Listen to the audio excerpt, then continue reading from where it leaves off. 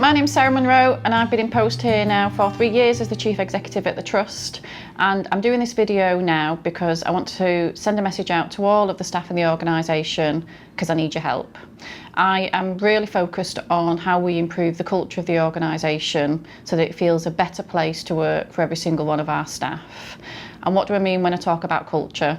Well, culture is a shorthand way of describing the values that we hold as individuals and as part of working for Leeds and York Partnership Trust, and that in turn describes how we behave towards one another, as part of teams, as part of our organisation, and importantly how we behave towards the people that very much need our services.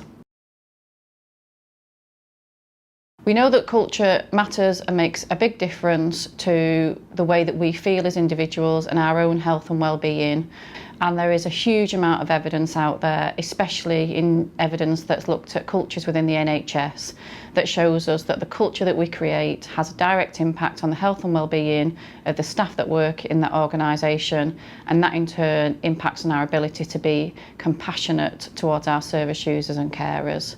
So getting the right culture, which needs to be led from the top of the organisation, is directly linked to the experiences of staff and the outcomes that we can achieve for our service users and carers, which is why I want to lead this personally.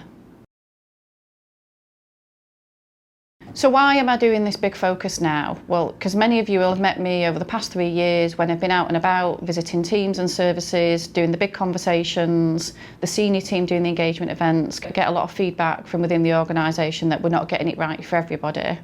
So when I reflect on the last 12 months, in our staff survey results last year, whilst we had an increase in 10% of our staff saying that they felt valued by the organisation, that still only got us to 50%. So that means half of the staff that responded didn't feel as though the organisation truly valued everything that they did.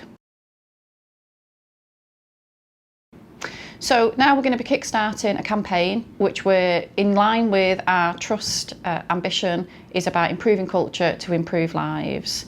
When we received the ACAS report and we were discussing those findings as part of a senior leadership team, one of the members of the team, in fact it was Sharon Prince, I hope she doesn't mind me calling her name out, gave me the challenge, Sarah, I think it'd be really important that you led something personally because that really reinforces across the organisation how important this is. So I took that challenge on. Thank you very much, Sharon. I think it was very wise feedback to me. And now we're launching this campaign through a group that we're calling the Culture Collaborative. So a few weeks ago, I invited a broad range of people to come together for the first time to start a conversation on how do we understand what the culture is across the organisation and what can we do to improve it. Because the biggest part of this is going to be a conversation with every member of staff in the organisation, hence doing this video. Over the next couple of months, we're going to be launching a couple of online conversations using the crowdsourcing platform. But don't worry, I know not everybody likes to use online discussion forums or has access to the internet day to day. So we're going to be supplementing it with some additional focused conversations with staff to get as many views as possible in order to help us determine and describe in detail what's the culture that we truly aspire to in Leeds and York Partnership Trust. And then from that, what are the additional actions over and above what we're already doing that we can take forward over the next couple of years to start to bring that culture to life.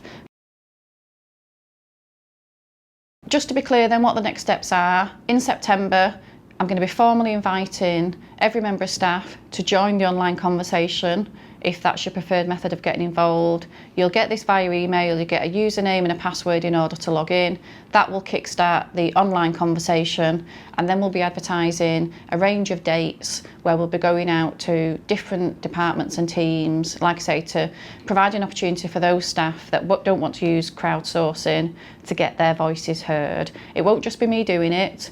When we had the initial Culture Collaborative meeting, I've asked all of those that were involved, and this is a broad group of staff from different professional groups, from the different networks that we run, to also have those conversations on my behalf so that we can reach as many people as possible. That's going to take a few months. I don't want to hurry the conversation or risk the opportunity of missing really important feedback from you because I want to hear from as many of you as possible. And in the early months of next year, we'll start to look at that feedback and we'll use that culture collaborative group to come back together again.